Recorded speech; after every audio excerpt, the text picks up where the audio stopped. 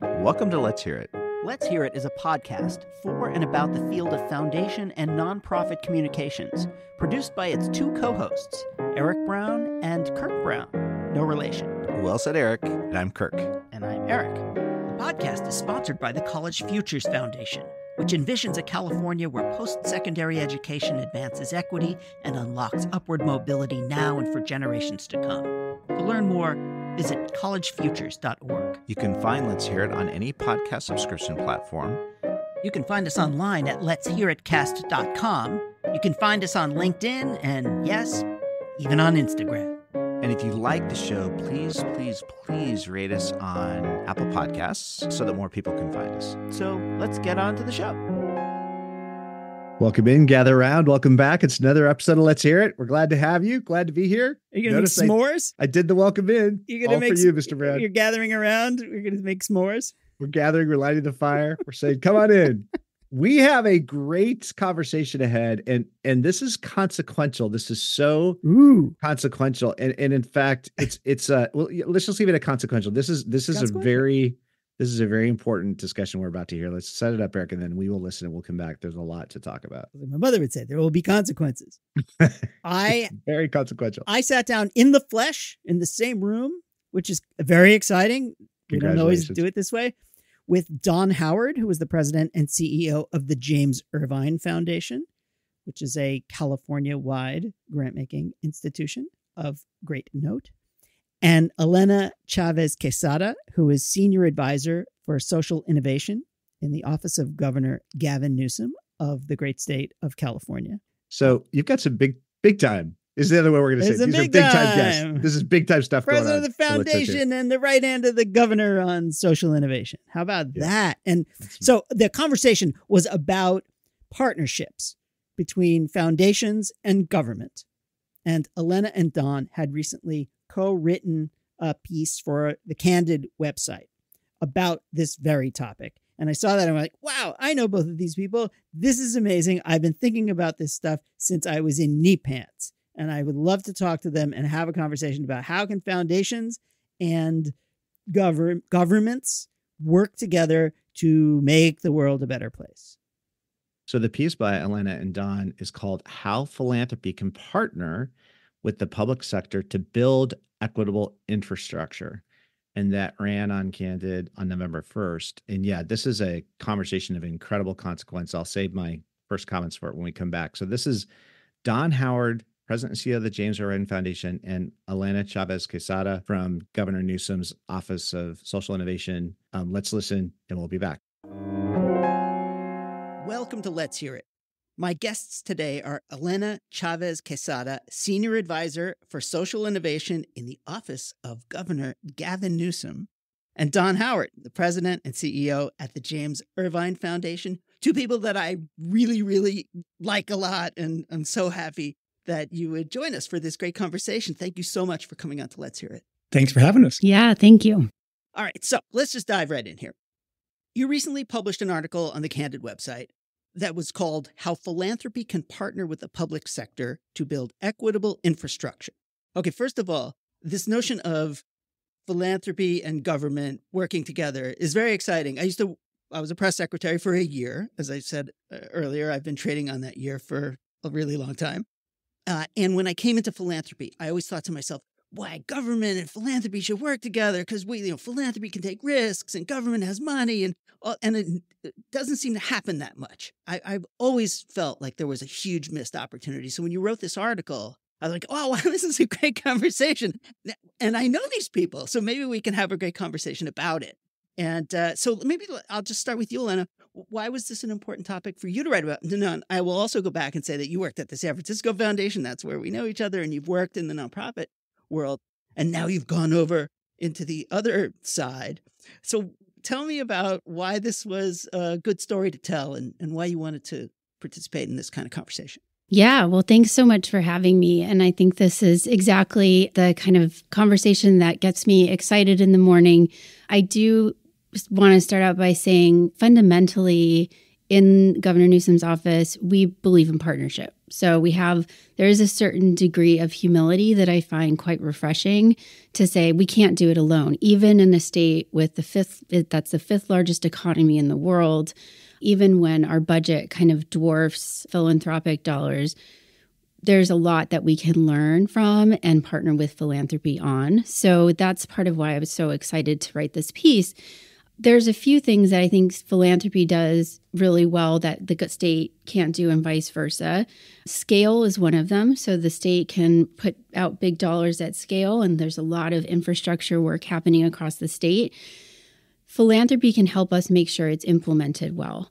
Risk is the other one that you alluded to. So there's massive dollars, but we might want to innovate. We might want to try out different models of like, how does this actually work on the ground in a way that's responsive to the community? So philanthropy can help us take some of those risks. There's also time. So we are time limited in the government, and so philanthropy will still be there. So I think when it comes to infrastructure, these are the massive dollars, massive opportunity, and we need to make sure that communities who have always been left out of those tables and haven't had the capacity really have the opportunity to benefit from these infrastructure dollars and make sure it's implemented well in their communities. So that's what prompted me to be so excited to write this piece with Dawn and just talk more about what that looks like. Following up on that, Dawn, what do you think that your foundation colleagues could get out of this piece? What do they need to learn about partnering with government? Well, first, I'd say partnership is possible, but it is dependent on the conditions being correct. We've been trying to partner for a long time, and it was with Elena and her predecessor where partnerships were actually possible to do. We have a ton of values alignment, and the administration is very open to having partnerships. So we've been able to really engage in a way we haven't been able to engage before. So you're saying conditions being correct. Can you give us a little more on? Well, like I said, values alignment in the first place, but also a willingness to open the door, be authentic, find ways to trust one another, and to pilot things and build from there. In past administrations, we haven't had the door open. And I think the point person that Elena's providing, the role she's providing in the governor's team, is a unique one and one that really allows us to tap in a relationship-based way that's trust-based and that we didn't have before. Elena, Don was talking about the door not being open in past administrations. Now, the previous administration was also a Democrat who, in theory, was in a high alignment with some of what these many foundations are trying to do. And yet, things didn't happen. Here you go. You get a chance to say something nice about your boss. But can you talk about how the governor's office wanted to open that door, or kind of give us a sense of what that means to have a door open to philanthropy? Well, I think at the kind of highest level, it's about building that trusting relationship that Dawn mentioned. So it does take a certain amount of vulnerability, I would say, for the state to say, here's what we're really excited about and here's what we're struggling with. And so I think that level of authentic conversation with philanthropy to say, like, we need help kind of figuring this out. And also, it's a push and pull, right? Like, I know philanthropy can have strong opinions about what the state is or is not doing. But if we don't have a forum to have that conversation, if you don't have a person, which I'm that person for philanthropy, to help connect to different state leaders, I can hear it myself, I can bring in the right people, we will never have that push and pull. So I think, and I think there's a lot of lack of understanding of like what the state can and cannot do, and same in the nonprofit sector and the groups that philanthropy works with. The other thing is that when I talked earlier about scale, the state puts out big dollars at scale, but like it can be clunky in implementation. We're a big state with like super diverse regions, and we have funders who have built their entire expertise on like getting to know those regions and doing right by them.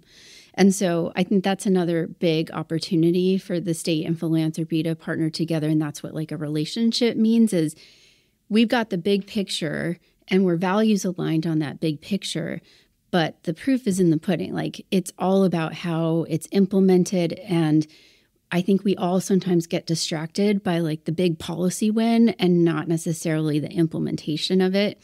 That's where we need that open line to philanthropy. So I'm constantly trying to say, where does the governor's priorities and philanthropy's priorities intersect? Where are those kind of magical moments where we can align our resources to have an outsized impact. Well, you mentioned these magical moments. Now, couple of magical moments happened in the last year or so, a couple of really large infrastructure spending bills. And you focus on this in your piece. There was the what's it called? The Infrastructure Investment and Jobs Act, which everybody keeps saying IIJA, and I have no idea what they're talking about. And then there was the interestingly named Inflation Reduction Act.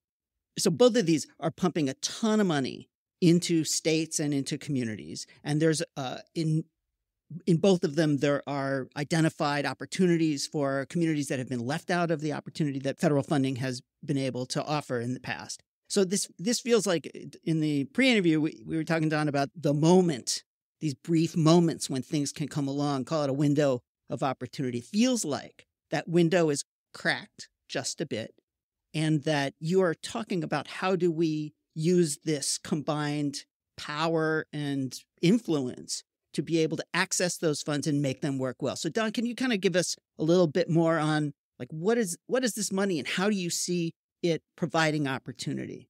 It certainly is a window of opportunity, and I don't think it'll shut quickly. I think we're at a position in time where we have to remake our economies for climate resilience and for equity.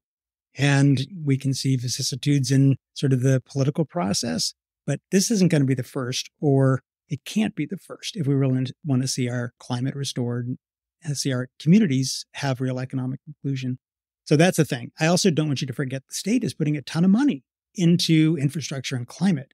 So best estimates we've seen are somewhere between $90 and $120 billion are coming into California. And those dollars can be used to either catalyze real opportunity in communities, or they can kind of instantiate the powers as they are today and benefit the few rather than the many. So we as philanthropy see this, particularly Irvine. Our North Star is ensuring that every low-income worker has the power to advance economically. And this is a chance to recreate pathways to the middle class, this time hopefully for everyone. And we've been able to support communities to help them be real players and have their voices heard in how these dollars are used. They could either be used to recreate what we currently have, or if the community's priorities are taken into account, better jobs, good areas of economic development, and real inclusion at the table of decision makers can result from that. So that's what we've been providing support for. And then comes along the public funding, and we see, wow, this capacity we've been supporting in communities can now have a chance to really direct these resources. And there's risks. So one of them is the money is coming faster than communities can get prepared for. And that's by dint of a lot of different circumstances, not the least of which is the political cycles. And the money's also coming in so many different programmatic areas, each of which has some community engagement, that effectively it's kind of no community engagement. If you ask someone to go to 30 town halls, and how are they going to do that? One thing we've done with other philanthropies, which I think is notable, is create a sort of pooled fund called the Community Economic Mobilization Initiative.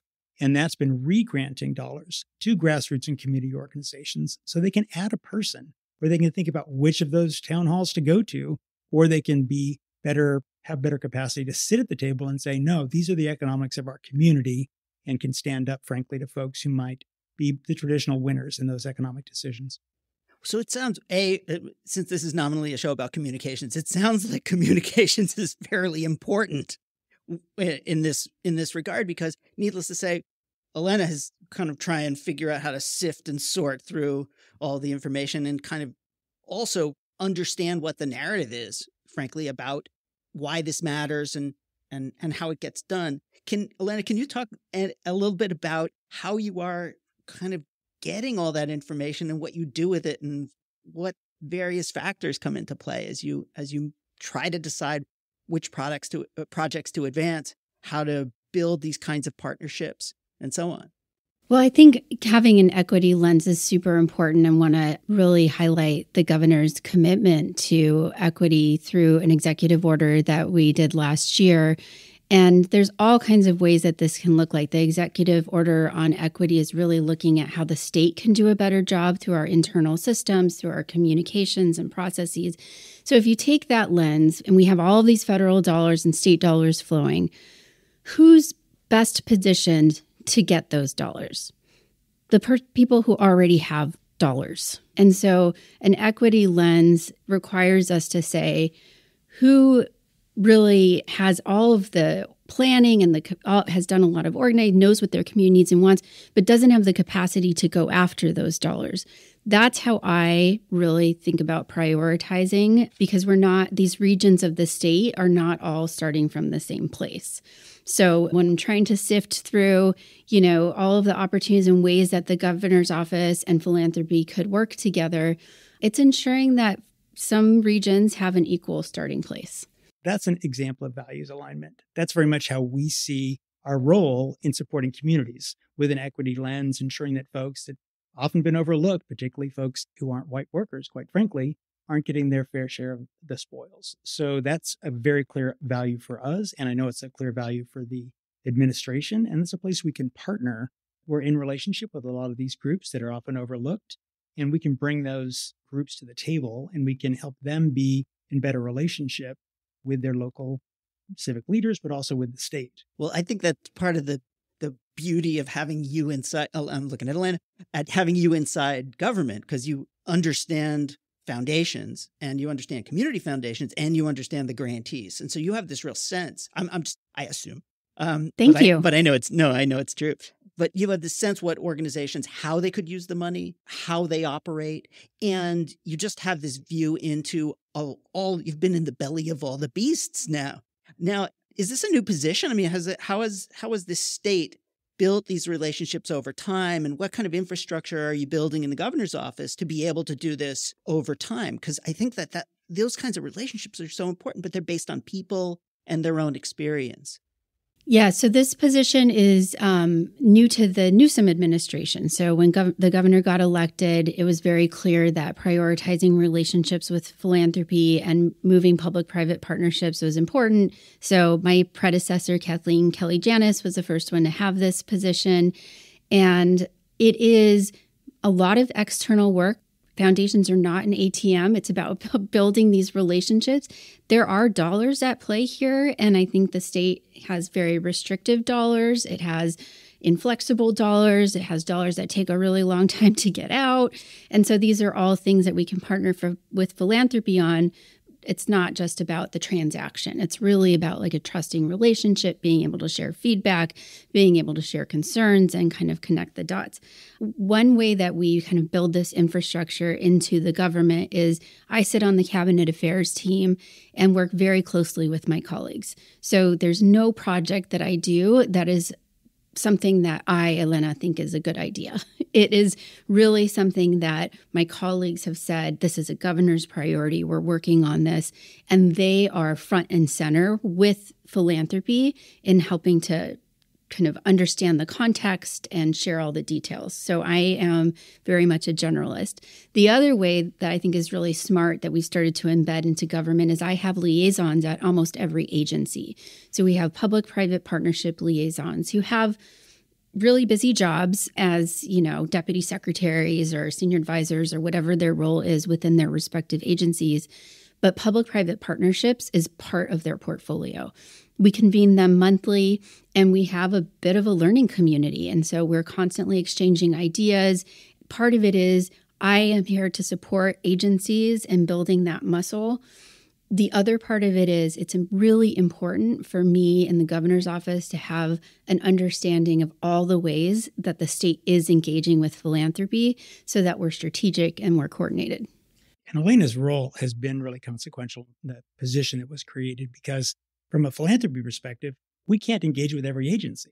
It's just, unreasonable, and we don't have the sort of capacity or resources, and it wouldn't get done. Our focus on low-income workers is also allows us to think more kind of intersectionally with the agencies that affect people's lives. And Elena can coordinate that. The fact that we can then call Elena and say, hey, how can we get involved in this program? Let's just take California Jobs First. We can tie in. We've been supporting communities to organize around inclusive economic growth, kind of just transition planning from the region up.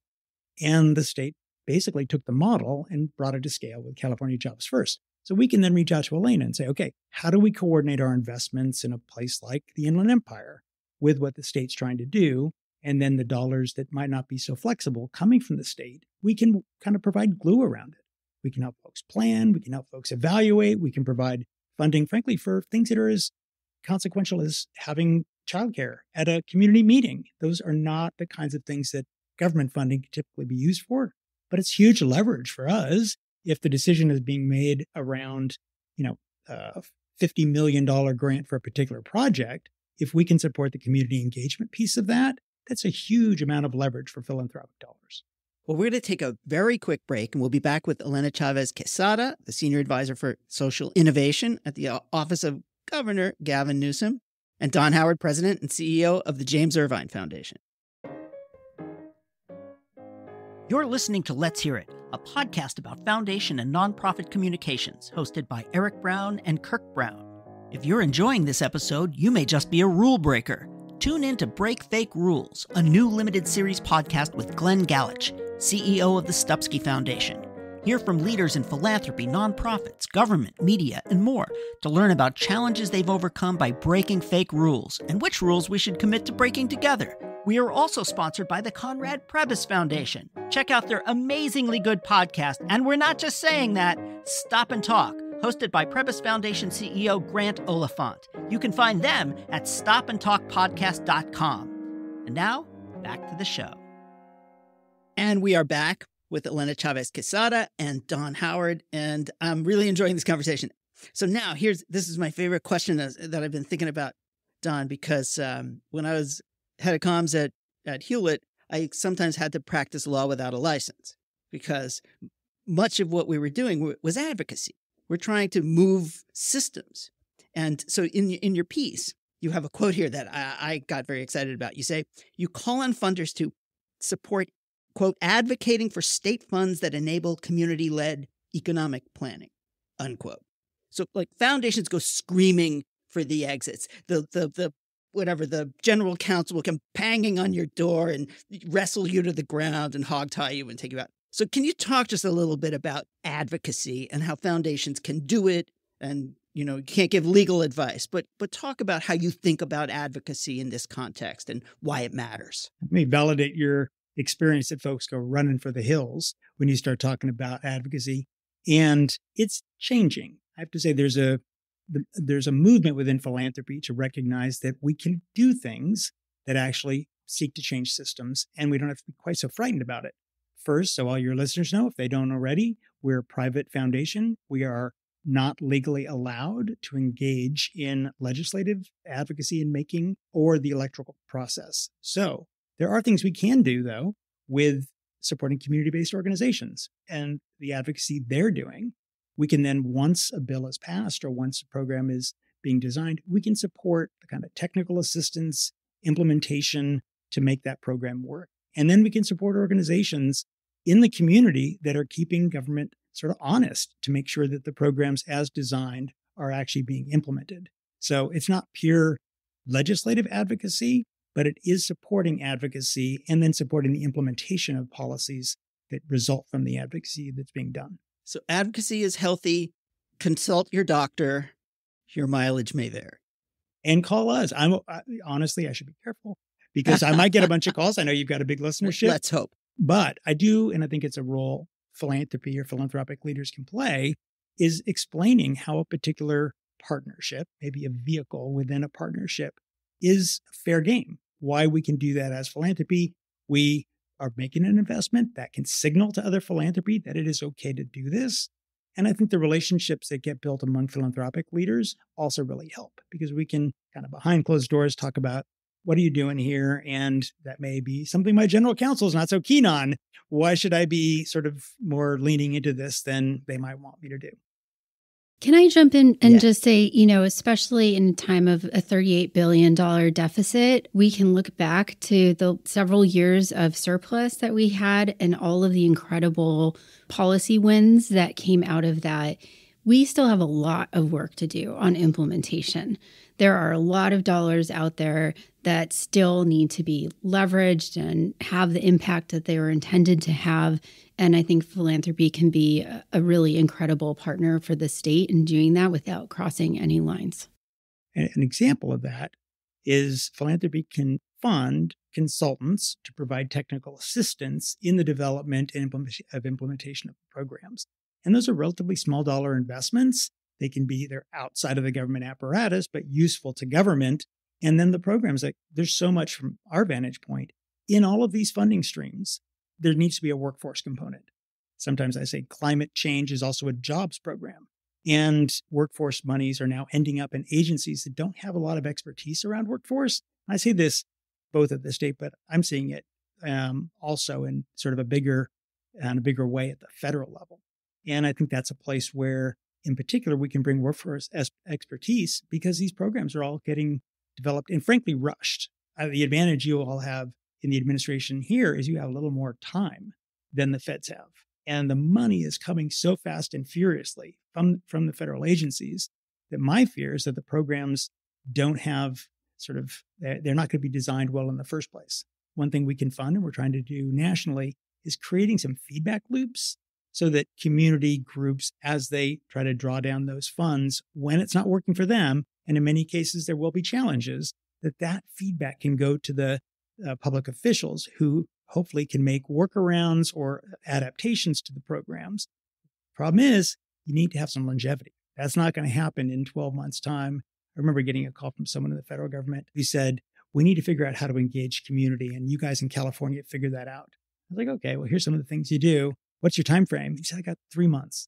It's like, well, okay, that's not going to really be community engagement. Let's just acknowledge that. So if you can't do it up front, how do you create a cycle where there's feedback that you're going to get the money out? Let's make sure that someone can feedback and say that's not working because of these various sort of aspects or constraints of the program. Well, it sounds like another reason why these partnerships are so important, because foundations and their grantees already have these built-in feedback loops. They have relationships. And one would hope that you can have candid conversations about what doesn't work, because knowing what doesn't work is just as important as knowing what does work. And so how can you get candid information in these contexts so that you know what doesn't work without, frankly, holding certain organizations responsible for having done something that didn't work? Or getting sued. There's that. Well, I mean, I think there are a lot of uncomfortable conversations that we have to be willing to have. I think we get stuck in a dynamic of defensiveness, which I totally understand. And, we are, as public servants, accountable to our constituents of the state of California, and not everyone's happy. And we need to be able to take that in a real way. So I do think the question for me is, okay, it's about being comfortable with uncomfortable conversations, but it's also about being solutions oriented. If we can sit down at a table and say, this history of extraction is wrong, it happened, we need to acknowledge that. Now what? We can keep on talking about the history, or we can kind of translate that into what we're actually going to do about it. So those are the conversations I'm eager to have, particularly with philanthropy. But let's face it, philanthropy and the state are just two different ivory towers. It's true. So, Don, a little earlier, you were talking about all this money coming in as a jobs bill, an equity opportunity. That is kind of, you're actually painting the narrative about what this work can look like and what the future can look like. Elena, can you talk a little bit about how that narrative affects your work and the communications that goes into that? Yeah, I think the narrative is complicated because there are so many dynamics that feed into it. But if you can extract some of the common themes and stay focused on those. One of them for me, which may not be the sexiest thing to talk about, but capacity building and technical assistance for grassroots organizations, and I would argue small cities and local jurisdictions. To connect the dots there is really important. And we all mean different things when we talk about capacity building or technical assistance. Even when we say things like equity, what are you actually saying there? So I think the communications is really important. On the narrative side specifically, I also think it's really important for communities to be heard and to have that translate into something concrete. So one example that I'm working on right now with the Tribal Affairs Secretary is a documentary project that's tracking the work of the Truth and Healing Council that was established by the governor in 2019 after a formal apology to California Native people. So we need to tell that story. And we actually do have to invest time and energy in telling that story in a respectful, non-extractive way. So I think it has kind of reached my role in a way that I want to advocate and partner with philanthropy on that storytelling and doing it in a way that amplifies the work of the community. We can also provide funding for these sort of projects, which isn't necessarily coming out of a particular funding stream that is flexible enough at the state level to do it, perhaps. There's a similar effort amongst philanthropy to support a documentary process around the reparations task force and some of particularly the history, the accurate new telling of the real history of Californians and how African Americans were experienced, what they experienced in the history of California. And now they're trying to turn that, it was like a 500-page report, into kind of bite-sized chunks that are really accessible to folks more broadly than someone who's going to try to read a 500-page report. So I think that kind of communications is quite important. Let me also say from a foundation perspective, we have a bit of a megaphone, a bit of a sort of opportunity to amplify ideas. Well, can you, in the last couple minutes that we have, how about a couple of examples? You've listed a number of them in your piece of where these partnerships work. What good thing happens as a result? Well, one of the examples that Don briefly mentioned, I just want to dig into a little bit, is CME, the Community Economic Mobilization Initiative, with which the Irvine Foundation, the California Endowment, several other foundations have seeded. And in that case, we are getting applications from advocates. The Sierra Health Foundation runs this program. So they technically are getting applications from all across the state of community-based organizations to say, like, I need staff support to attend all of these local meetings. I need help with a grant writer. And we've already seen the impact of that. And it doesn't have to be big dollars. Sometimes that can be a relatively small financial investment that has huge payoff. We've also partnered on a high road training fund to support the work of the high road training projects. Basically, we have this amazing program, but in order for participants to be successful, they need help with childcare. They need help with transportation. These are things state dollars doesn't do well. So we have a lot of great examples and a lot brewing in the mix as we speak. High Road Training Partnerships it was the first example that came to my mind. It's a really innovative approach to think about training at a sectoral level and to bring labor leaders together with employers, together with training groups and education providers to think about how to do training right to meet the needs, future workforce needs of that region with those employers in a collaborative way with labor. I hope I'm getting that. Absolutely. Right now, so there was a pooled fund to help with the planning of HRTPs. And I think that's the acronym for High Road Training Partnerships. And that's a kind of role philanthropy can play. There's also ways we can support the training providers in those conversations so they can be ready to be at the table. There's not resources per se to be able to fund their time, to fund their capacity. And childcare is a great example of how we can help the training providers who are the grantees that we often support to be in those conversations. We also support the labor leaders and to help them come to the table as well. This is a really early stage effort, but we think there's a ton of promise in trying to create new places for real workforce development planning to happen. Well, in the last couple of minutes that we have left, I would just ask each of you, if you had a magic wand and could wave it, what would the next couple of years look like? We'll start with you, Don. Well, first, I would hope there's no budget deficit, but that actually is not in the cards. So California's gone from a position of great surplus to now a deficit. Good news is there was a lot of resources to be committed, and they were committed to one-time investments because of the nature of the kind of laws that govern California's budget.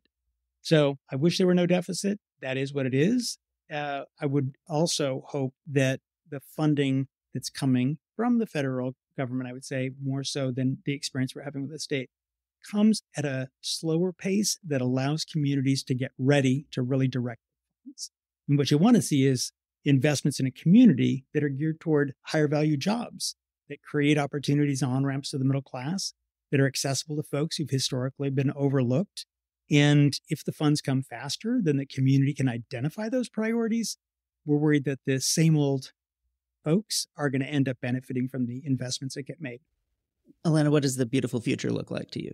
There's a couple of things. One, I think, is aligning different types of capital towards priorities that we share between the philanthropy and the state. So whether that's grant-making dollars, also investment dollars, impact investing, that's one of kind of the future states that I'm really excited about and feel like right now it's a bit siloed.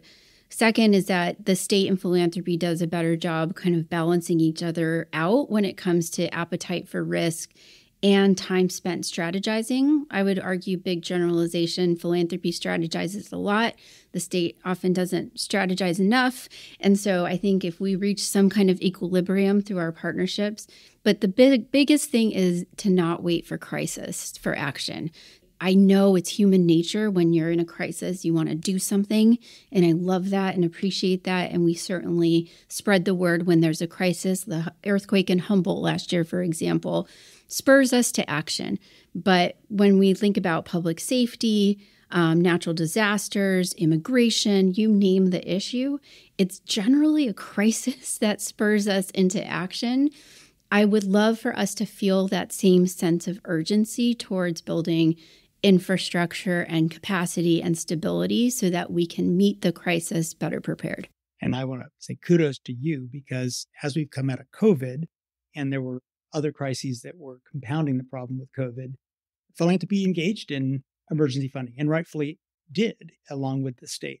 Now we're coming out of that phase and we have this unique window of opportunity.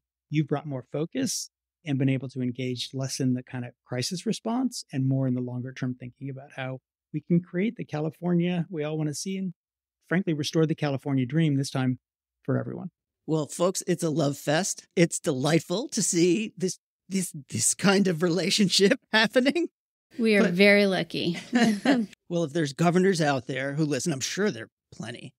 Do what California does. Don't hire Elena because she has a job. But the idea is begin to build these relationships, make friends in high, medium, and low places, because that's how we get things done. I really just can't thank you enough for coming on the show. Elena Chavez Quezada, Senior Advisor for Social Innovation, the Officer of Gavin Newsom, and Don Howard, President and CEO of the Irvine Foundation. We are coming to you from the Irvine Foundation offices in downtown San Francisco. Please come visit San Francisco. Don't believe the haters. It's just great to have you, and thank you again. Thanks for having us. Thank you.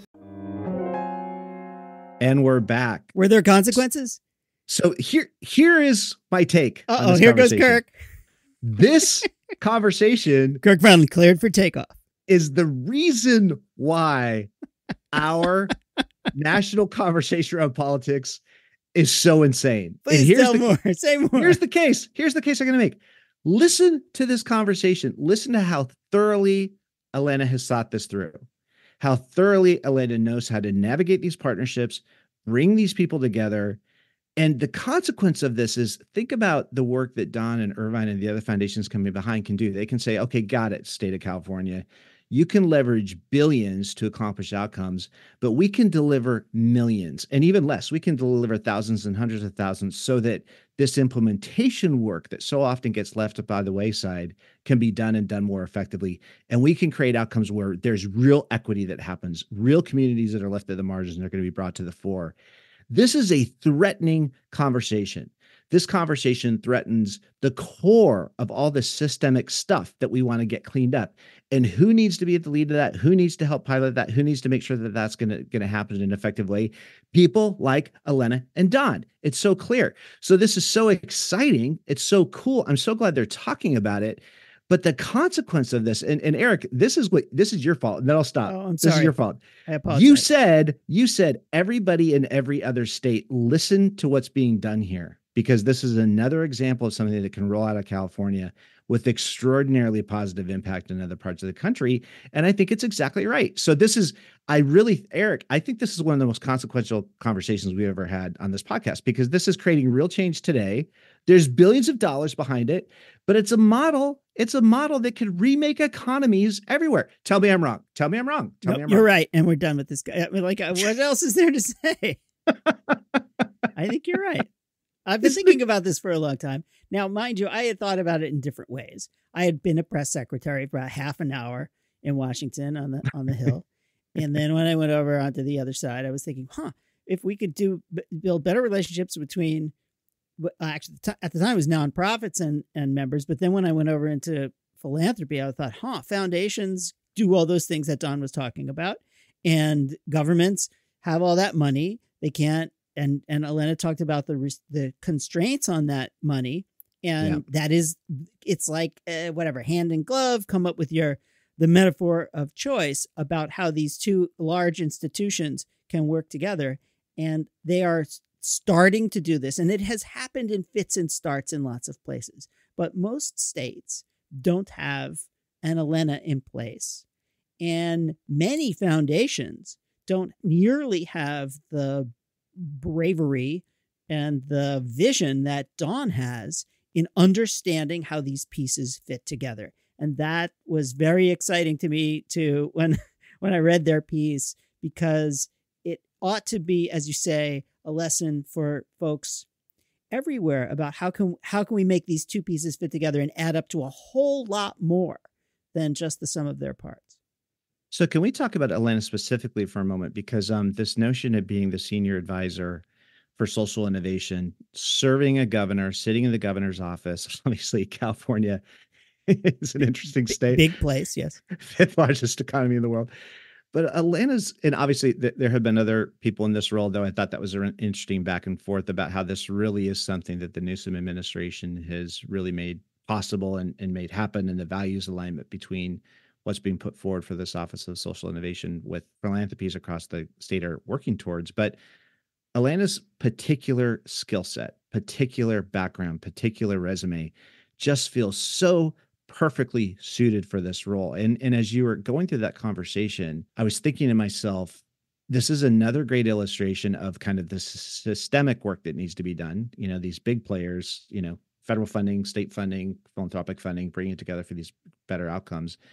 But there's a real human element to it. And it seems like Elena is just the right person at the right time to pull these pieces together to create this, let's call it a tapestry, if you will, of just this change that's going to happen in all these positive ways across these different communities. It seems like, and I know you've worked with and been around Elena for a long time, but it really feels like this is an individual that's got a very unique and perfectly suited skill set for this work in this moment. Well, yes. And the understanding about how nonprofits work and how foundations work and how government works is there are different muscles. There are different, as I had said, constraints and different opportunities. And being able to fit those together appropriately is essential. The other thing is Elena is willing to go out there. And when you work for an elected official, basically you go out into the field, you go out into the community, and people just yell at you because they have their expectations are at an 11. And your capacity to meet those expectations are somewhere in the 2 to 3 zone. And so the difference there is frustration and anger and all that other stuff. And Don kind of noted about how Elena takes that all in when she goes to a meeting. But what she does, instead of getting defensive, is that she learns. And I also think that she is able to build trust within the nonprofit and the philanthropy community because she's one of them as well. And that kind of ability to really assess where the needs are, identify how to meet those needs using these various tools. And that is foundations who can test things and try stuff. And if it doesn't work, then you don't do it. But understanding when it does work, why it does work, and how you would use government money to, help these things really fly. And the organizations, the nonprofits that are going to be implementing much of this work and how they function and how they use money and all that stuff, those kinds of skills and I don't know, they're very, very soft skills in a sense. You kind of really have to be able to read people. They're rare, but they needn't be rare because I think there are they're rare in that job. But I think there are a lot of folks out there who'd be great in that job in different places. And if you are working in a state that has a strong philanthropic community, many do, some don't, but some do, and a governor or some kind of executive function that has money that is dedicated towards these kinds of programs or ideas or approaches, I do think that that is the opportunity for marriages that is most certainly underutilized right now. Well, and there's real risk here. I mean, Elena talks about humility being a key aspect of partnership. And, for somebody from the state of California to be talking about humility and to mean it authentically, I mean, what California needs to do something, Kirk? California gets something done. California can actually sit authentically in that place and say, we're going to actually have authentic partnerships. And I really thought the rapport and the respect between Don and Elena was so obvious in this conversation, but it also made me think about Don, here you're the president and CEO of the James Irvine Foundation. This work, this kind of partnership work, knitting these different pieces together, making the money work, delivering funding for childcare and transportation to help make sure that people can get to meetings that they would otherwise be cut out of. That's not without its own kind of risks, right? And to actually have these different institutions kind of figure out a way to work together, where we have the billions of dollars of federal and state dollars moving, but then we have millions or less than amounts of the net from foundations kind of helping try to guide that. That's not without its own kind of risk. And I thought, I love that way that Don was really engaging that conversation, but also was so clearly just deeply respectful of the way that Elena's pulling this all together and then creating spaces for the foundation to come forward with its own investments. And by the way, as Don points out, it created these incredible opportunities for leveraged wins, right? Very, very small dollars can create these huge outsized outcomes in this environment. For sure. I would say I have two comments there. One is that on the foundation side, the risk is it's such a small R risk. What's the risk? That you're going to find out that a hypothesis that you had turned out not to be the case. Big deal. That's actually good. And we talk about this all the time. Learning what doesn't work is as important as learning what does work. And so if the foundation can incur that kind of so-called risk, but it's really just learning what doesn't work in a way that doesn't cause people to not get voted back into office and frankly, it doesn't encourage a government to spend a whole lot of money on something that has a low chance of success because they don't really have the luxury of testing in that same way. When you go in and sell a program, you kind of sell it on faith sometimes because you just don't know that it's going to do what you think it's going to do. So I don't think there's that much risk. And then on the second point is that you can tell that Don is an incredible systems thinker. Yeah. He looks at these opportunities from a million angles and he thinks to himself, okay, what are some of the variables that we have the potential or the capacity to have an influence on so that these huge amounts of money can be used properly. And yeah, childcare at a meeting seems like who would think of that kind of stuff? And my guess is also this comes from listening to grantees, listening carefully to the community and other things, like actually knowing what people need. That requires, as you say, humility, an ability to listen, an understanding about how systems work, and a willingness to do that stuff. And some of that stuff is very unsung, but who cares? The point is to get things done and to make a difference. And that's the one more thing I would say about Don. He is very outcomes oriented. He wants to know what good thing is going to happen as a result of this. And it shows. I just wanted to cut up Elena's comments and just odd quotes all over my office because this comment, Elena starts talking about, we get distracted by the big policy win, but then we don't focus on implementation. Could we please just repeat that again and again and again? It's not just the policy win. We have to implement. And this notion that billions of dollars are now flowing from these federal bills that were passed and now rolling through states, and they're headed towards communities. And every time and there's a time limit, this has got to be delivered so quickly. It just feels like these poor communities are being asked to step under Niagara Falls, not even being given an umbrella. It's grab your thimble and see what you can catch from this just onrush. And it's so hard to get it right. So to see folks leaning into that conversation too and saying, yeah, we've got some big wins. These are landmark pieces of legislation, but to make sure these dollars get delivered. And the pitch I'd make about risk, Eric, is that if we get this wrong, then our goals for equity, our goals for these outcomes are either delayed or they're simply missed again. And so to me, that's the risk. Like none of these folks want this crazy once in a generation opportunity to run by the wayside. And so, yes, there can be learning if we get it wrong, but there's a real opportunity here that's got some real timelines around it. Yeah, no, I completely agree. And the other thing that we kind of alluded to in our conversation is this willingness of foundations to engage deeply with elected officials and with policy and legislation in ways that are legal and appropriate and you're allowed to do. But many grant letters will say you're not allowed to use this money to lobby, which hamstrings the grantee. The fact is, there are so many ways that a grantee can use foundations' money to lobby, and to tell them that they can't is incorrect. They can. They have all sorts of ways to do it. You can't direct them to use the money to lobby, but they can take their money. And there's also, I won't get into the legality of it, but the other thing is that the Irvine Foundation and other foundations like this are willing to have the conversations with legislators and with elected officials about what a better world looks like. And they're able to do the kind of grant making that helps get them there. And that's the sort of thing that many foundations shy away from for reasons that absolutely escape me. They are mystifying because this stuff is legal. It's okay. And it actually, if you want so-called leverage, everyone is talking about leverage this and leverage that. If you want real leverage, your $100,000 could unlock tens of millions of dollars of government spending if you get it right. Now that's actual leverage. The fact that this kind of relationship building is kind of a new idea and it's only been happening within a certain, time frame around the Newsom administration is incredible to think about, particularly in California, where there's such a wealth of philanthropy and resources to draw on.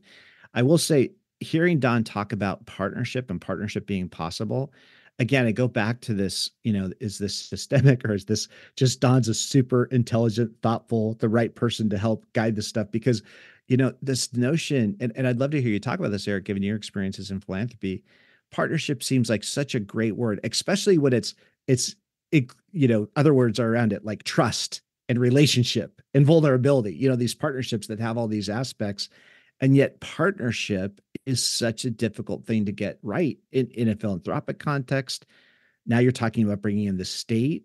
So how difficult is this partnership thing really? Because it actually seems like it's extraordinarily difficult to do this kind of public-private thing around philanthropy and then leveraging state resources.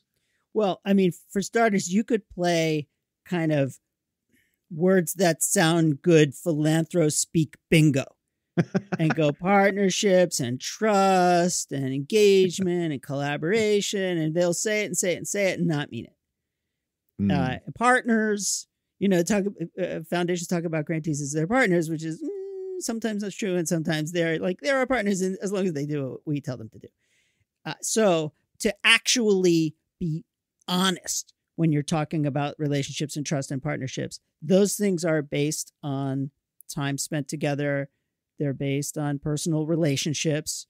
And Don and Elena go back and they were able to skip through a bunch of the muck in order to get to real outcomes, because I'm sure everyone wants Elena's ear and wants the governor to care about their issue and wants the government of California to spend money on their thing. And so Elena uses these relationships to cut to the chase, to understand who's really willing to do what it takes to be successful and who just wants a quick fix. And so those things take time. They are born out of real conversations and being able to admit when something doesn't go right and being candid about what you're good at and what you're not so good at. That's when you take all that philanthro jargon nonsense bingo and turn it into something meaningful and real. And I would just ask anybody who is talking about that stuff to show their work. And that's really important. And this is on both sides, but especially on the foundation side, because we can say whatever we want and no one's going to challenge us. But I say you got to go show your work. If you're talking about trust, then tell me why you're trustworthy. And if you're talking about collaboration, then prove that you're actually willing to do something that somebody else wants to do more than the thing that you want to do. And you're finding a way in the middle to be stronger together. Well, and isn't that why this is so consequential? Because you listen to the way that Elena and Don talk about this. the evidence behind what they're doing. There's real impacts in the field. They're being transparent about it. They're writing about it. Don has had this as his personal priority to talk about this for the past 18 months, which I love. He's committed to this as one of the things that from his office and his position he's got to talk about. But to me, this gets to the heart of why this is also so threatening, if you will, because equity is at the center of this. There's real outcomes being created to bring people in who have otherwise been being left out. And it's working. It's showing that you can actually do this. And so I think that's where this gets so disruptive and so threatening and so consequential. There's a whole bunch of other people that don't want our public sector to work on our behalf. They want to break that. They're working as hard as they can to break that. And this conversation is showing actually that it can work, and it can work quite well. And it can have real values that we all care about at the center of it. And I think it's an incredible conversation to listen in on. Consequentialness. That's our middle name, Kurt. So you're going to wrap it up. Let me test you on this one. Let me test you on this one. Let me test you on this one. This is the last one. Let me test you on this one. All right. Is there a scary side of this conversation? So we love hearing this. We love hearing Don and Elena. We love hearing this connection because we share these values around equity, around positive change. If we heard this conversation from people who had different values, but they were mingling public and private dollars to create outsized outcomes that were headed the other direction in whatever way you want to talk about that, would we be concerned about that? And how would we express that concern? Well, you could say the same thing about government or philanthropy anyway. Yeah. So, I don't think yes, when people hold the purse strings who would like to continue the status quo or frankly make it worse, that happens every day. And I think there are probably not a few state houses in this country in which that is the case. Same thing for philanthropy. Philanthropy isn't good or bad as a mechanism. It's only good or bad with what you do with the mechanism. So, life is scary. It's scary enough as it is with all with the uphill battle that so much of this work is facing. So, but I love to see where we are able to combine these forces in such a consequential place, to use a cookie word, to make a difference. You're right. So I guess you're right. The alternatives were, in some respects, we're just describing the status quo. Yeah, that's Monday. This is just disrupting that status quo, which again is why it's so exciting to hear about. Well, my goodness, Elena, all the best to you. Keep writing, keep doing this work. It's so exciting to see what's happening out of the Office of Social Innovation. And Mr. Howard, Don Howard and the Irvine Foundation, thank you for being partners in this and being willing to talk about it and take, I think, risks, but also deliver the outcomes we care about. Eric, that was such a cool conversation. I'm so glad we all got to listen in on it. I just do these to make you happy, Kirk. Are you coming around? 6 years in, are you coming around? Oh, this is a good idea. This is a good idea. I'll get back to you. Well, that was awesome. So that was Elena Chavez Quezada from the Office of the Governor for the state of California, the Office of Social Innovation, and Don Howard, the President and CEO of the James Irvine Foundation on Let's Hear It. Thank you so much. And Eric, thank you. And we will see you next time. Thank you, Kirky. See you next time. Okay, everybody, that's it for this episode. Please let us know if you have any thoughts about what you heard today or people we should have on this show, and that definitely includes yourself. And we'd like to thank our indefatigable producer, Harper Brown, John Ali, the tuneful and inspiring composer of our theme music, our sponsor, the Lumina Foundation. And please check out Lumina's terrific podcast, Today's Students, Tomorrow's Talent, and you can find that at luminafoundation.org. We certainly thank today's guest, and of course, all of you. And most importantly, thank you, Mr. Brown. Oh, no. Thank you, Mr. Brown. Okay, everybody. Until next time.